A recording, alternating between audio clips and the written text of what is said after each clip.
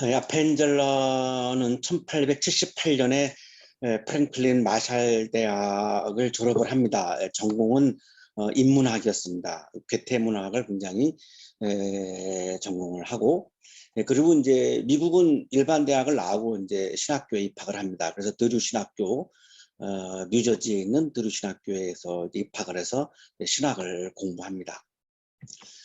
이 당시에 미국의 첫 감리교회가 러버리 레인 교회였습니다. 그리고 담임 목사는 이제 가우처 목사님이었고요. 지금 보시는 사진이 현재 러버리 레인 교회의 그 외부의 모습이고요. 이 교회의 내부는 좀 특이하죠. 설교단이 1층에 있고 그 설교단 위에 파이프 오르간이 있습니다. 그러니까 유럽에 있는 교회를 가보면 대부분이 파이프 오르간이 설교단 맞은편에 2층에 위치합니다. 그래서 옛날에 모차르트 이런 분들이 이렇게 예배당에 성당에 와서 파이프 오르간을 연주하고 그렇게 했었는데요. 이 교회는 설교단 위에 이렇게 파이프 오르간이 이렇게 위치해 있습니다.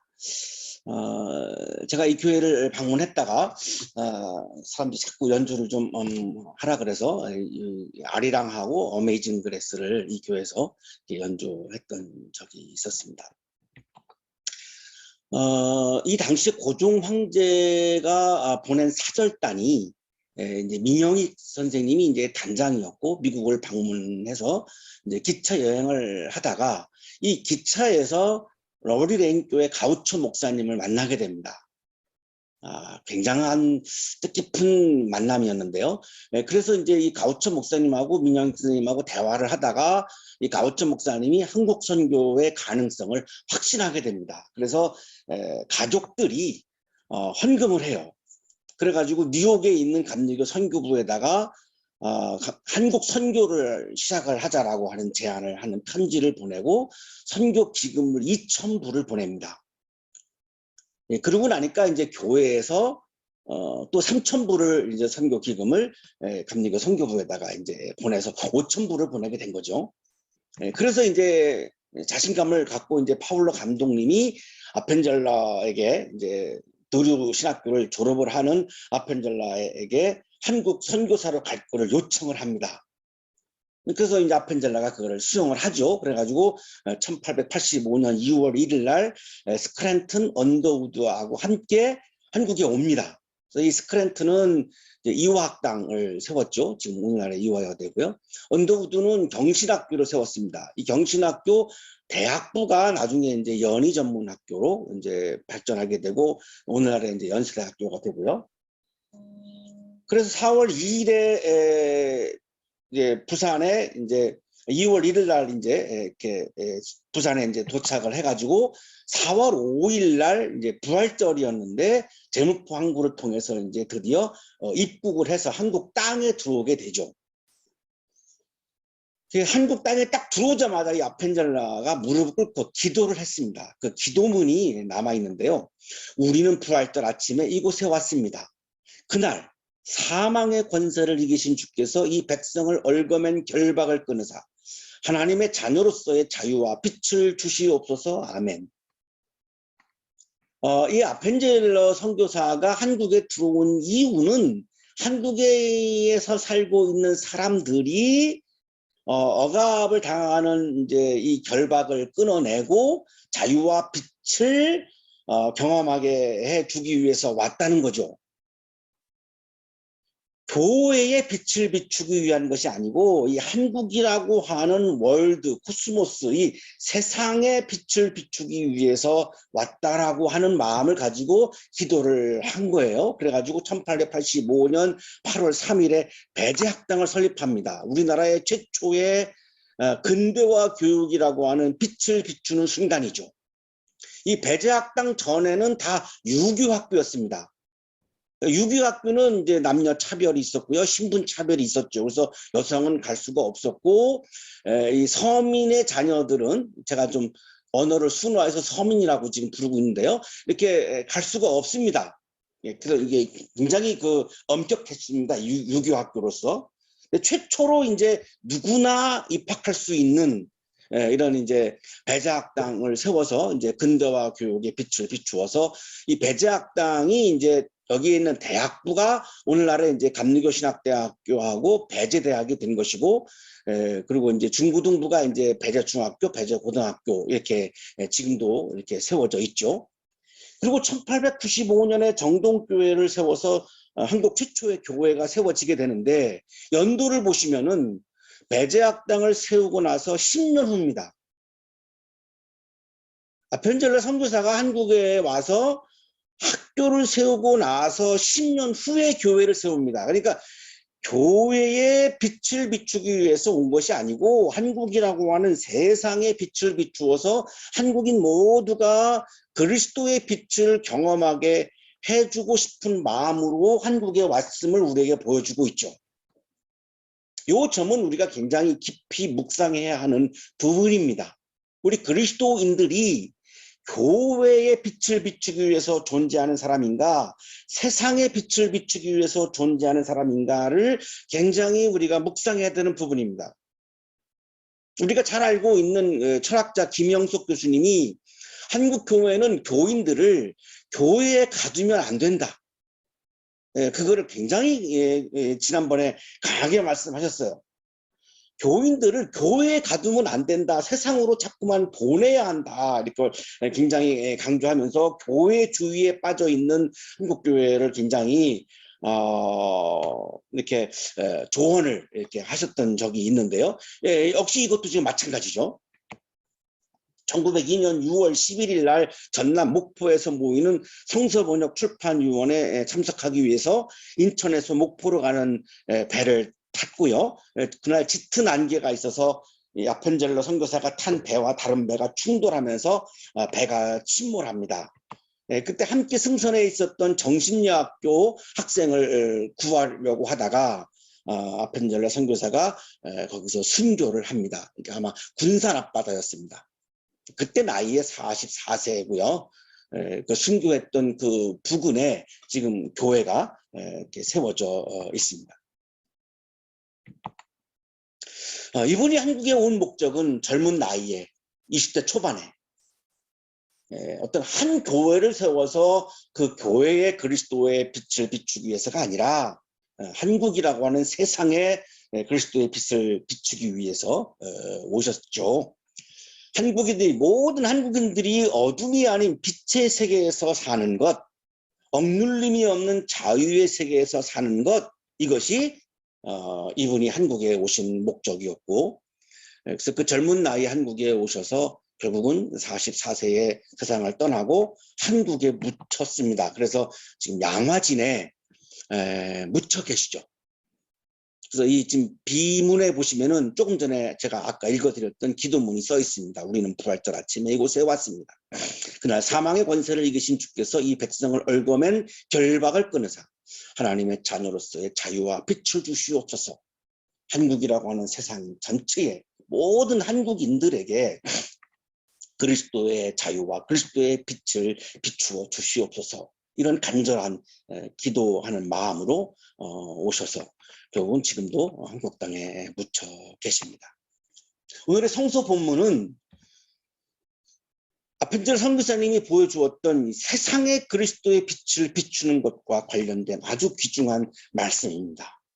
예수님의 말씀도 보면 교회의 빛을 비추라고 말씀하신 것이 아니라 세상의 빛을 비추라고 그렇게 말씀을 하셨습니다. 마태복음에 나오는 예수님의 첫 설교가 마태복음 4장 17절에 있습니다. 그때부터 예수께서는 회개하여라 하늘나라가 가까이 왔다 하고 선포하기 시작했다. 하늘나라가 하나님의 나라와 같은 말입니다. 하나님이 다스리시는, 하나님의 뜻이 다스리시는 하나님 나라가 가까이 왔다. 지금 여기에 가까이 왔다. 도래하고 있다. 이 말씀이 예수님의 첫 설교였습니다. 이게 마태복음 4장이죠. 그리고 마태복음의 5장에 가서 이제 산상설교를 시작을 하시는데, 산상설교의 첫 일성이 팔복의 말씀입니다. 이게 마태복음 5장 3절 12절, 오늘의 성서 본문 바로 이전의 말씀입니다. 자, 이 팔복의 말씀을 보면 하나님의 나라에서 사는 그리스도인의 정체성을 말씀합니다. 우리가 그리스도인은 세상에서 살고 있죠. 하지만 세상에 살고 있지만 동시에 하나님 나라에서 사는 사람들이라는 겁니다. 그러면 하나님 나라에서 사는 그리스도인의 모습은, 그리스도인의 정체성은 어떤 사람이냐? 마음이 가난한 사람이라는 겁니다.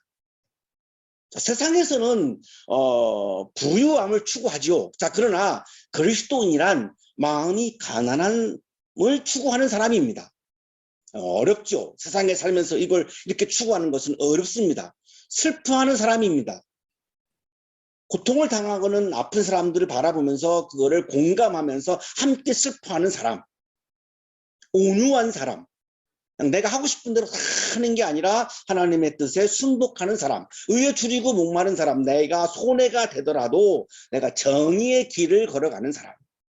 세상에서는 안 그러죠. 나에게 이익이 되는 길을 걸어가지 누가 나에게 손해가 되는 걸 감수하면서 정의로운 길을 걸어가겠습니까? 하지만 그리스도인의 정체성은 아무리 세상이 그렇고 사람들이 그렇게 한다 할지라도 그리스도인은 나에게 손해가 된다 할지라도 정의로운 길을 걸어가는 사람이라는 거죠. 자비한 사람. 세상에서는, 정글과 같은 세상에서는 피눈물이 없습니다. 나의 이익을 위해서는 자비가 없죠. 그러나 그리스도인이란 다른 생명을 향해서 자비를 베푸는 사람이라는 거죠. 마음이 깨끗한 사람.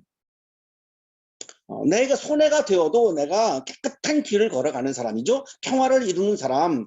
싸우고 전쟁하는, 나의 이익을 얻기 위해서 막 싸우고 투쟁하는 사람이 아니라 피스메이커. 의를 위해서 핍박을 받는 사람, 박해를 받는 사람. 내가 그리스도인의 정체성을 지키다 보면 이 세상에서 핍박과 박해를 받기도 합니다. 어쩔 수 없죠. 세상의 원리와 이 하나님 나라의 원리가 다르고 충돌하다가 보니까. 하지만 그래도 핍박과 박해를 받아도 내가 정의로운 길을, 하나님이 기뻐하는 길을 걸어가는 사람이다라고 하는 그리스도인의 정체성을 말씀하시고 나서 오늘 본문을 말씀하신 겁니다. 그리스도인은 세상에서 하나님의 나라를 나타내는 사람이기 때문에 세상에서 중요한 사람이라는 겁니다.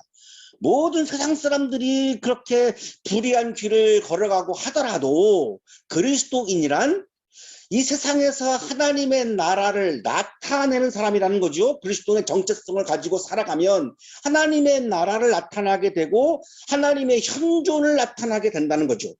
그리스도의 현존을 나타나게 된다는 거죠. 그래서 그리스도는 세상에서는 없어서는 안 되는 너무나 중요한 사람이라는 겁니다. 그리고 그리스도인의 과제는 뭡니까?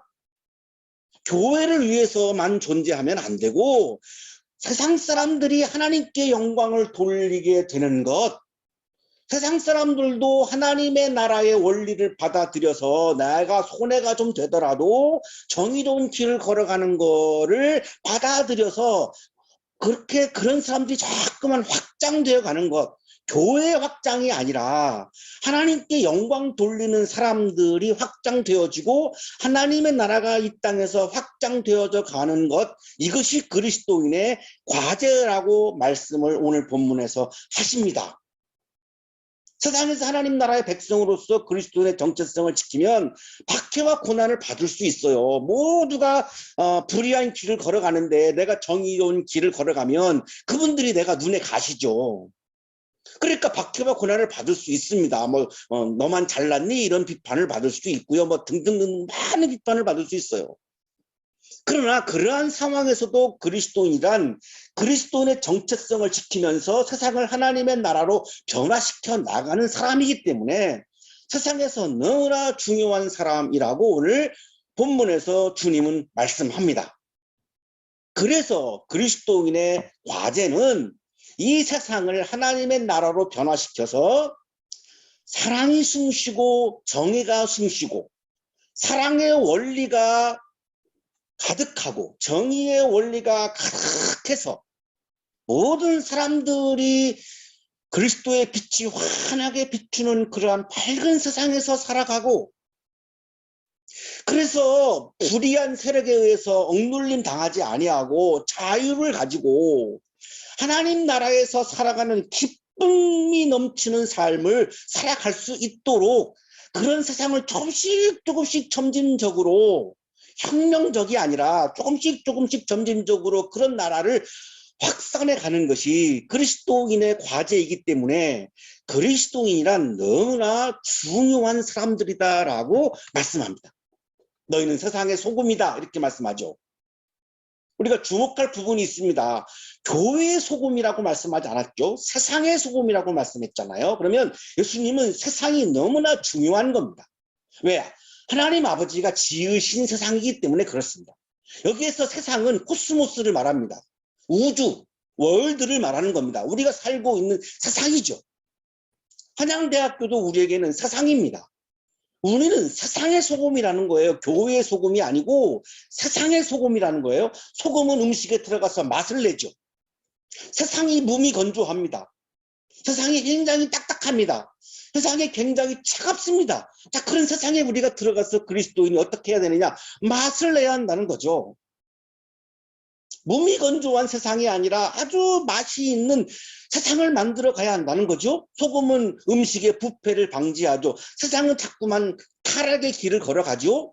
썩기도 하죠. 부패하기도 하죠. 어쩔 수 없습니다. 그것이 우리가 살아가는 세상이죠. 욕망이 있으니까요. 자, 그러나 그리스도인은 그런 세상 속에 들어가서 부패하는 거, 세상이 부패하는 거를 막는 사람이라는 거예요. 그러면 그 당시에 소금은 굉장히 중요했습니다. 냉장고가 없었기 때문에 소금이 없으면 맛있는 음식을 먹을 수가 없고 소금이 없으면 부패를 막을 길이 없어요. 따라서 소금은 그 당시에 너무나 중요했던 음식입니다. 그렇다면 너희는 세상의 소금이다 라고 하는 말씀은 너희는 세상에서 너무나 중요한 사람들이다. 왜? 세상에 맛을 내고 딱딱하고 차가운 세상을 좀 따뜻하게 맛을 내고 세상이 썩는 거를 하나님이 말씀하신 정의의 원칙을 가지고 이걸 썩는 것을 막는 사람들이기 때문에 너무나 중요하다는 거예요. 지적주석가 도널드 해그너 교수님은 소금의 비유는 그리스도인의 중요성을 의미하는 말씀이다 라고 설명합니다. 이 은유는 예수의 제자들이 하나님과 그분의 나라를 증거한다는 면에서 세상에 없어서는 안 될 가장 중요한 존재들이라는 뜻으로 해석될 수 있다. 그리스도인은 세상에서는 없어서는 너무나 안 되는 중요한 사람들인데 김영숙 교수님이 보시기에는 그리스도인들이 너무나 교회 안에 갇혀 있다는 거예요. 세상에 나가지 않는다는 거예요. 그러니 어떻게 세상의 소금의 역할을 할 수 있느냐는 거예요. 없다는 거죠. 그러면 그리스도인의 존재 이유는 세상의 소금인데 이 역할을 감당하지 못한다면 쓸모없는 소금이기 때문에 버림받는다는 거죠. 손가락질 받는다는 거죠. 소금이 제 역할을 하지 못하는데 누가 이거를 쓸모있게 여기겠는가요? 그냥 버려가지고 질바발 버린다는 겁니다. 너는 세상의 빛이다라고 말씀하죠. 교회의 빛이 아니고 세상의 빛입니다. 우리가 살고 있는 이 세상에서 환하게 빛을 비추어서 어둠을 물러가게 하고 악한 세력은 자꾸 세상을 어둡게 만들죠. 어둡게 만들어야 그 악함이 안 보입니다. 자, 그런 상황에서 그리스도인이란 세상에 그리스도의 빛을 비추어서 환하게 비추어서 사랑의 빛을, 정의의 빛을, 그리스도의 빛을 비추어서 죄가 드러나게 하기도 하고 길이 보이게 해서 많은 사람들이 사랑의 길을, 정의의 길을 걸어가게 해주는 역할이 그리스도인이기 때문에 너무나 그리스도인은 세상에서 중요한 사람이라는 겁니다. 해그너 교수님은 빛의 은유도 똑같다는 겁니다. 그리스도인의 중요성을 말씀한다는 거예요. 그러므로 소금에 관한 은유에 있어서와 마찬가지로 여기서도 역시 제자들이야말로 이 세상에 없어서는 안 될 존재라는 사실이 강조되고 있다. 너는 세상의 소금이다. 너희는 세상의 빛이다. 이 말씀은 너희는 세상에서는 없어서는 안 되는 너무나 중요한 사람들이다. 이 말씀은 세상에서의 우리의 역할이, 그리스도의 역할이 너무나 중요하다는 거예요. 그리스도인은 땅의 소금이고 세상의 빛이다. 그리스 원문 성서는 우리는 지금 세상의 소금이다, 세상의 빛이다라고 번역을 했는데 원래는 땅의 소금이다, 세상의 빛이다 이렇게 구분되고 있습니다. 그리스도인은 세상과 구별되죠. 하지만 세상과 긴밀하게 연관되어 있어요. 세상과 무관하지 않아요. 교회라고 하는 울타리 안에, 교회라고 하는 성 안에 있는 존재가 아니에요. 교회에서 우리가 주님의 말씀을 받고 세상에 파송을 받는 거죠. 주일날 내가 주님으로부터 말씀을 받고 일주일 동안 세상으로 파송을 받는 거죠. 그리고 세상에 나와요. 우리가 지금 세상에 나와 있죠. 주중에 우리가 지금 한양대학교라고 하는 세상에 나와 있습니다. 그러면 세상의 영향을 받아서 세상을 따라가면 안 된다는 거죠. 세상에 영향을 미치면서 관계를 맺어야지, 세상을 따라가게 되면 그리스도인의 존재 이유는 없어진다는 거죠. 세상에 좋은 영향을 미쳐야 되는데 그것은 맛을 내야 되고 세상을 환하게 비춰야 한다는 거죠. 그런 면에서 그리스도인은 소금과 빛이 세상에서 중요한 것처럼 그리스도인은 세상에서 반드시 있어야 하는, 존재해야 되는 중요한 사람이라는 겁니다. 예수님을 따르는 제자는 이스라엘의 소금과 빛이라고 말씀하지 않았어요. 온 세상의 소금과 빛이라고 말씀하셨죠. 그리스도인은 특정한 그룹의 이익을 위해서 존재하는 사람이 아니라는 겁니다. 편을 가르면서 어느 한편의 이익을 추구하는 당파적 존재가 아니라는 겁니다. 그리스도인은 온 세상의 유익을 위해서 존재하는 사람이라는 겁니다. 그리스도인은 자신의 이익이나 내 편의 이익을 위해서 존재하는 사람이 아니라는 겁니다. 온 세상을 위해서 존재하는 사람이라는 겁니다. 등불을 켜서 말 아래에다가 내려놓지 아니하고 등경 위에다 놓아둔다. 하나님이 우리에게 말씀하신 이 그리스도인의 사명, 소금과 빛의 역할을 감당해야 되는데, 세상에 나가서 해야 되는데, 이 주님이 주신 빛을 바닥에 놓거나 그거를 덮어버리면 안 된다는 거죠. 등불이 집 안에 있는 모든 사람에게 환하게 비치게 해야 된다? 내가 속한 편을 위해서 존재하는 것이 아니라 온 세상의 모든 사람을 위해서 존재하는 사람이라는 거죠. 보편주의를 지향하는 사람이라는 겁니다. 그리스도인은 자신이 빛나는 것을 추구하는 사람이 아니라는 겁니다. 나를 비추는 게 아니죠. 세상을 비추는 거죠. 그리스도의 빛을 받아서 내가 세상을 비추는 거지, 나 자신을 비추는 게 아니죠. 나를 빛나게 하는 것이 아니라 세상을 빛나게 하는 사람이라는 겁니다. 이와 같이 너희 빛을 사람에게 비추어서 나로부터 받은 사랑의 빛을, 정의의 빛을 너 자신에게 비추는 것이 아니라 그것을 내 마음에 채워서 이것을 사람에게 비추라는 거예요. 세상 사람들에게 비추어서, 이 말씀이죠.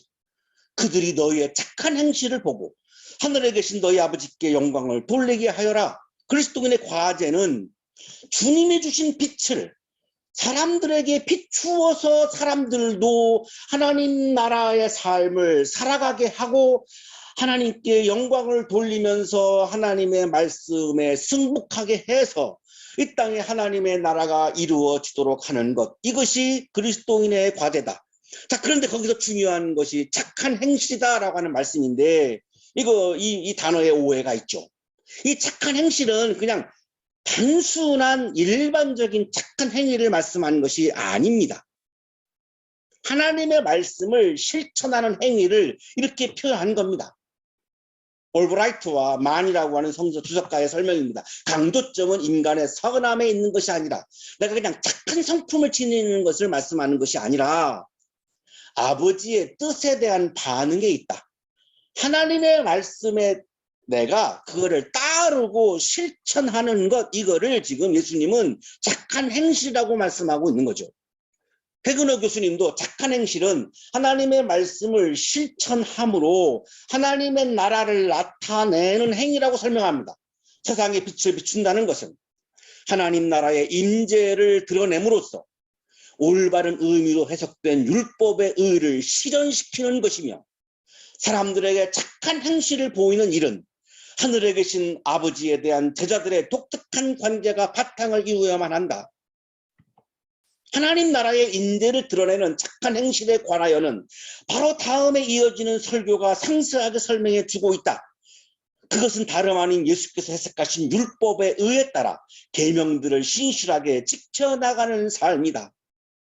착한 행실은 그리스도인의 핍박이 와도, 아무리 핍박이 와도 그리스도인의 정체성을 지키면서 하나님의 나라를 나타내는 착한 행실을 할 때에 나를 통해서 하나님의 천존이 드러나고 나를 통해서 하나님 나라의 삶이 드러나니까 그때 세상 사람들이 하나님께 영광을 돌리며 거기에 참여해서 하나님의 나라가 확장되어져 가는 것, 이거를 말씀하는 거라는 거죠. 그때 우리는 하나님의 나라가 지금 여기에 도래하는 것을 경험하게 됩니다. 착한 행실의 목표는 나를 빛나게 하는 것이 아닙니다. 나를 빛나게 하려고 하는 것은 욕망이고 세상을 빛나게 하려고 하는 것은 영성입니다. 제가 오늘 설교문을 쓰면서 가장 제 스스로 은혜받고 감동받은 문장이 이 문장입니다. 나를 빛나게 하려고 하는 것은 욕망이고 세상을 빛나게 하려고 하는 것은 영성입니다. 나를 빛나게 하려고 하는 것은 욕망이고 세상을 빛나게 하려고 하는 것은 영성입니다. 다시 제가 이 문장을 쓸 수 있을까 이렇게 생각까지 한, 제가 봐도 너무나 아름다운 문장입니다. 별로 아멘. 동의를 안 하시는데 제가 보기에는 그렇습니다. 아멘. 다시는 이 문장 안 나올 것 같습니다. 그리스도인의 과제는 하나님의 빛나는 현존이 그리스도를 통해서 세상에 나타나는 것입니다. 그리스도인의 과제는 하나님의 나라를 나타내는 착한 행실을 통해서 세상 사람들이 하나님께 영광을 돌리는 것입니다. 사랑하는 한양가족 여러분, 사랑의 실천을 통해서, 하나님은 사랑이시잖아요. 그러면 내가 사랑을 실천하면 하나님의 현존이 나타납니다. 나를 통해서. 이게 소금과 빛의 의미예요. 하나님이 원하시는 것은 하나님의 나라죠. 주님이 원하시는 것은 하나님의 나라가 이 땅에 이루어지는 것입니다. 그러면 내가 사랑을 실천하면 하나님의 나라가 어떤 나라인가가 나타납니다. 나를 통해서. 이것이 소금과 빛의 역할을 감당하는 그리스도인의 모습이에요. 사랑의 실천이라고 하는 우리 학교의 건화기념이 담고 있는 이 영성은 굉장히 깊은 의미를 갖고 있습니다. 보십시오. 사랑의 실천은 어떤 결과가 나오죠? 하나님의 빛나는 현존이 나타나게 되는 겁니다. 사랑의 실천은 하나님의 나라가 나타나게 되는 겁니다. 그러면 우리가 사랑의 실천을 통해서 하나님의 현존을 나타내고 하나님의 나라를 나타나게 되면 나는 소금과 빛의 역할을 충실히 감당하게 되는 것이고, 그러한 나를 하나님이 얼마나 좋아하고 얼마나 기뻐하겠습니까? 그 하나님의 기쁨을 바라보며 나에게는 영적인 기쁨이 충만하게 되죠. 그 영적인 기쁨이 충만하면 세상에서 받는 어려움과 아픔과 핍박과 박해도 이 기쁨으로 우리는 이겨낼 수 있습니다. 우리 청년 여러분들이 지금 안고 있는 슬픔과 아픔, 어려움들도 어떻게 이겨내죠? 저는 그렇게 생각해요. 여러분에게 기쁨이 가득해야 그걸 이겨내는 거예요. 그거를 현실적으로 뭐 정치적으로 뭐 여러분이 해결할 방법이 있습니까? 없습니다. 이거를 이겨내는 방법은 내 안에 영적인 기쁨을 충만하게 채우는 겁니다. 그걸 채우려면 사랑의 실천을 통해서 채울 수 있다는 거예요. 왜? 사랑의 실천을 통해서 하나님의 현존을 나타내고 하나님의 나라를 나타내기 때문에. 그래야 여러분의 아픔을 이겨낼 수 있죠. 그래야 진정한 봄이 여러분의 삶에 와 있게 되는 거죠. 힘들지만 여러분의 삶에 영적인 기쁨이 충만하기를 간절히 축원합니다. 아멘. 기도드리겠습니다. 거룩하신 주님, 우리에게 봄을 주셔서 감사합니다. 좋은 학교 한양대학교를 선물로 주셔서 감사합니다. 사랑의 실천이라고 하는 말씀을 주셔서 감사합니다. 우리를 그리스도인으로 삼아 주셔서 감사합니다. 주님이 원하시는 소금과 빛의 역할을 통해 사랑의 실천을 통해 하나님의 빛나는 현존을 드러내고 하나님의 나라를 드러낼 수 있는 삶을 기대하게 하시니 감사합니다. 그래서 우리에게 채워지는 영적인 기쁨으로 모든 아픔과 슬픔을 이겨낼 수 있음을 확신하게 하시니 감사합니다. 이 시간 감사의 마음을 예물에 담아 드려오니 기쁘게 받아주시고 예물을 드리는 손길 위에 크신 은혜를 부어 주옵소서. 예수 그리스도의 이름으로 기도하옵나이다. 아멘.